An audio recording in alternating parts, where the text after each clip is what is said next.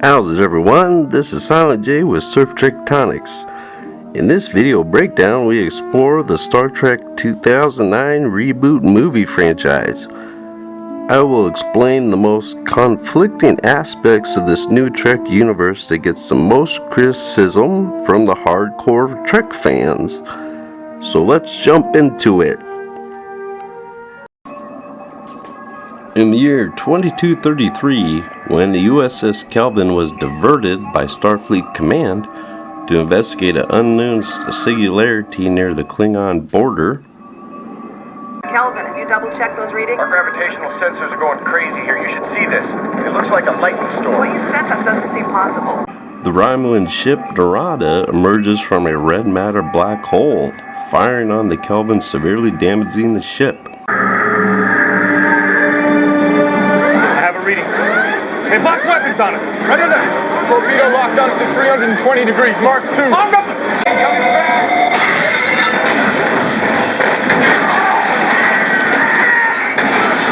Coming support. Warp drive's been knocked out. Never seen anything like it. Hello. My commander requests the presence of your captain in order to negotiate a ceasefire. Captain Robot takes a shuttle to the Narada to negotiate a surrender, as he has injected himself with biosensors combined with his uniform to take scan readings of the inner structure of the Narada. Assault rate's elevated. What is the current star date? Star date 223304. Where are you from?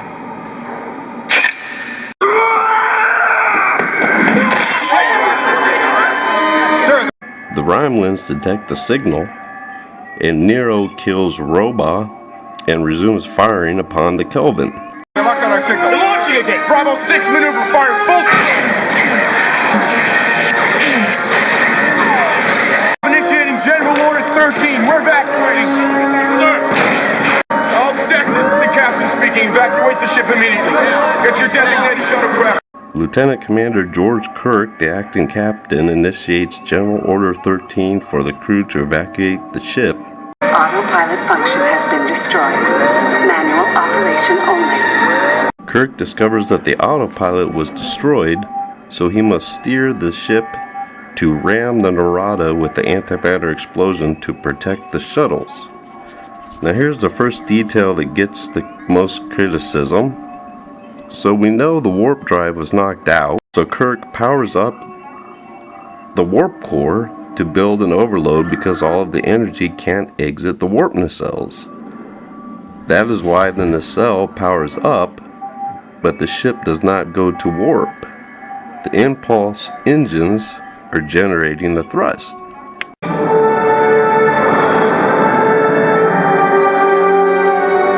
Ramming the Narada alone would not guarantee an antimatter explosion, but engaging the warp core while the drive is offline will build up a warp core antimatter breach overload.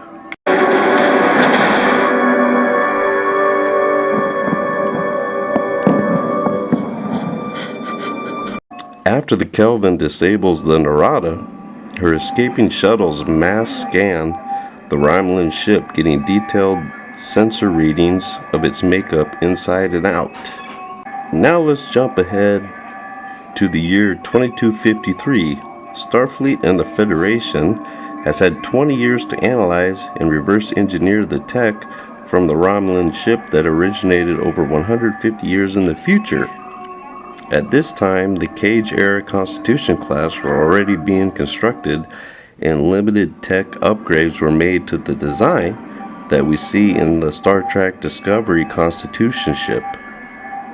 But most of the enhancements were used to build Starfleet's newest flagship, the Kelvin Timeline Enterprise that we see in the first Trek movie 2009. Starfleet could only partially increase their tech from the schematics to be about 20 to 30 years more advanced than what they had in the 2250s. Now here's the next detail that gets a lot of criticism. The reason the new Universe Enterprise is constructed at the Iowa Riverside shipyards is because Starfleet is shielding the operation inside the atmosphere from long-range surveillance sensors by the Romulans, Klingons, or any other prying eyes from advanced scanning ships that can get sensor readings of Earth's orbit from 50 to 100 light years away. Also, this project is above top secret, so Starfleet is concealing this new technology from members of the Federation itself. Now, probably one of the biggest issues with this movie is the Kelvin Timeline Enterprise size issue. The common understanding is that the JJ prize is 750 meters, but J.J. Abrams himself said the ship was written to be slightly larger than the TOS Enterprise at 366 meters. But CBS claimed the upscale size of 750 meters was the official size, and to me that is basically meaningless because it is coming from, well, CBS. This image shows the rim of the saucer section being 2 decks in height. We can also see crew members in the windows. If this was the 750 meter scale, those people would be 10 to 12 feet tall, and those windows would span 2 decks. Also, the rest of the windows on the Enterprise would also span 2 or 3 decks. That absolutely makes no sense. In this image, Spock is standing next to the bridge view screen panel, and the bridge window is around 10 feet tall. Once again, if this was the 750 meter version, this window would be 2 decks tall. In this schematic, we can see 2 Kelvin starships, the Mayflower type, which is 236 meters, and the Newton type, which is 350 meters long. And here we can see the Vulcan Armada parked at space dock, and on the closest docking ring we can see the Newton and the Mayflower dock. Now if we look up in the top right corner, we can see the Enterprise. Now that is to scale the same size as the Newton and the Mayflower. If that was 725 meters long, it would be twice that size. Now here we can see the wreckage of the Starfleet Armada over Vulcan, and the Enterprise is maneuvering to go below the destroyed Newton saucer section, which is 315 meters long, and you can see relatively to the Enterprise that the Enterprise is also at the scale of 366 meters. If the Enterprise was 725 meters, the Enterprise would dwarf the Newton ship at 315 meters because that saucer section would be way too big. It is in relatively the same scale as the small chart. And when we look at the actual Kelvin timeline ship chart scale, we can see the Enterprise at 366 meters and the Newton right above it at 315 meters is actually to scale because the Newton half saucer section is a little bit wider.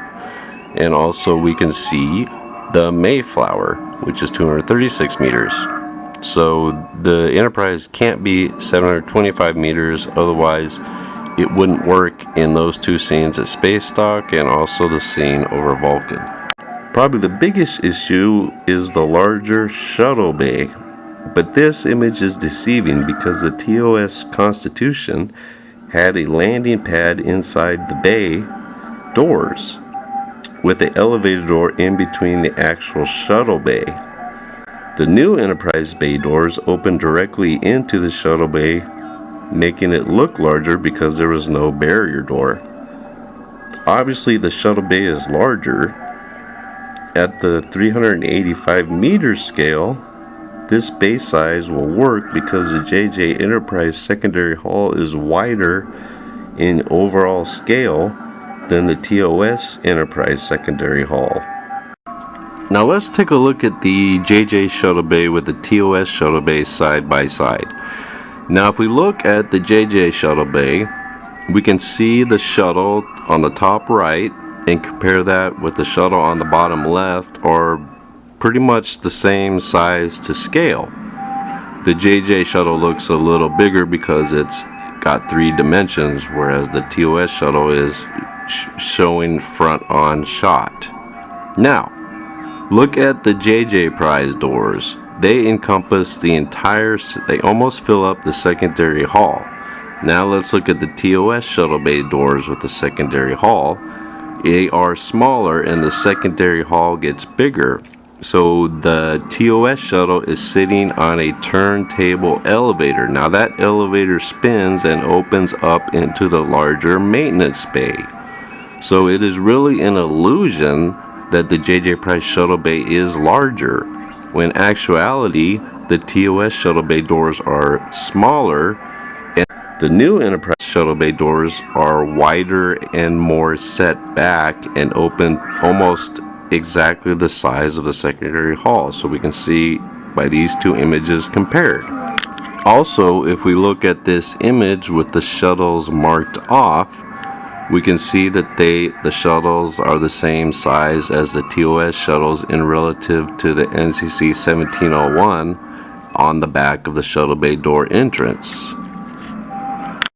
Now, if this was the 725 or 735 meter JJ Price shuttle bay, this shuttle bay would be 90% larger and it would be twice the size when scaled in comparison to the TOS shuttle bay.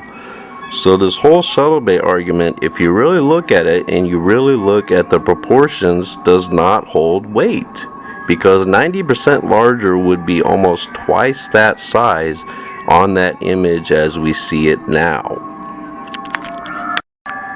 So in my humble opinion, with all the on-screen evidence we just went over, I would gauge the JJ Enterprise at around 375 meters. That's just a few meters larger than the original concept of 366 meters. And just for the sake of argument, I would say the largest you could push the JJ Prize upscale version 2 would be around 450 meters without interfering with the window conundrum. And in conclusion, I always found it rather fascinating how hard people went out of their way to deconstruct and not make things work in the first Kelvin movie. Because you can pick things apart all you want, but the simple facts, if you go through the on-screen evidence, it doesn't work. And just with a little bit of imagination that us Trek fans have always used, you can make a lot of these situations make sense. So there you go. I hope you enjoyed it. If you disagree, then you disagree. If not, let me know what you think, and appreciate it. Thank you for watching. Have a great day. Night, evening, afternoon, lunch, breakfast, morning, whatever it is for you in whatever part of the world you're in. Bye-bye.